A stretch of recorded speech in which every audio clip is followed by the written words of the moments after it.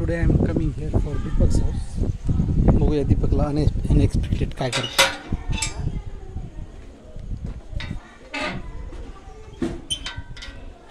Padmini house इथं आहे दीपक.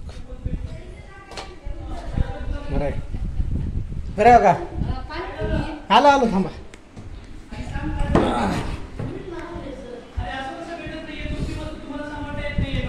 आणि या ठिकाणी सेपरेट क्लासेस चालू आहेत टर्च यूसेससाठी.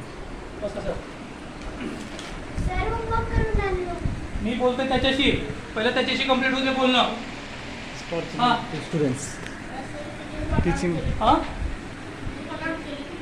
कपाटमध्ये अडकलंय.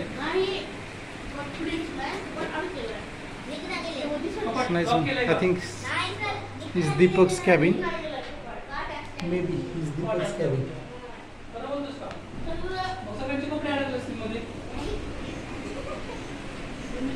काढायचं नाही का कधी? आणि हे आहे मग ट्राय कर. हां तुझं काय आहे इकडं थोडंसं मोकळा पोर्च. ॲक्च्युली आता माझी बॅटरी लो झाली आहे त्याच्यामुळं फ्लॅश नाही आहे, पण थंडगार वारे आहेत इकडं.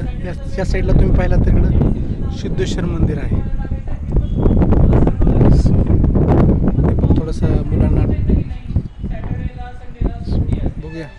अनएक्सपेक्टेड भेट आहे. थर्सडेला सुट्टी, बुधवार वेडनेसडेला सुट्टी असते, त्या दिवशी धुवायला टाका.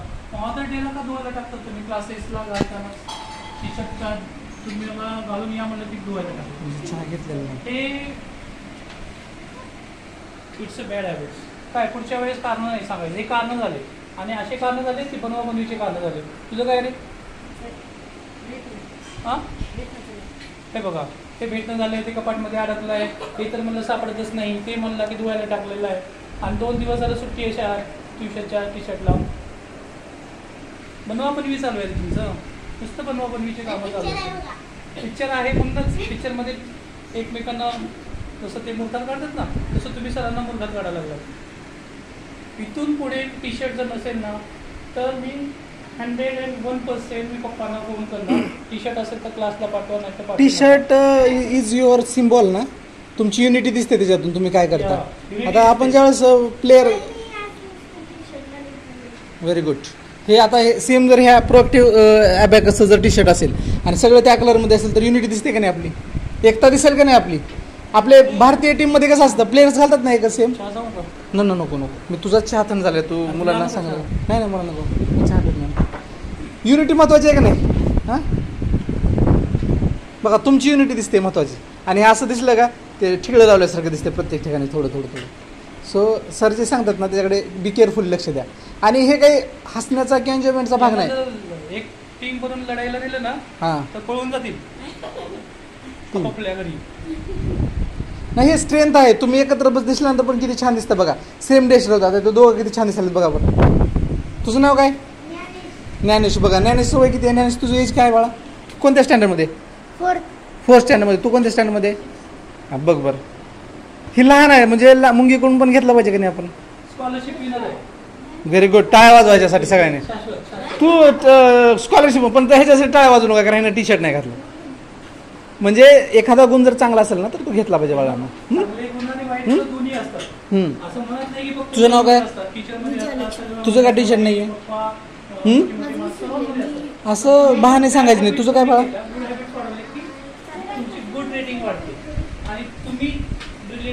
पॉझिटिव्ह एनर्जी क्रिएट होते. तुम्ही जर स्कूल एकत्र तुम्ही क्लासेसचा एकच युनिफॉर्म घातला ना. सर तुम्हाला मी सांगतो, काल परवा एक चॉकलेट आणला होता.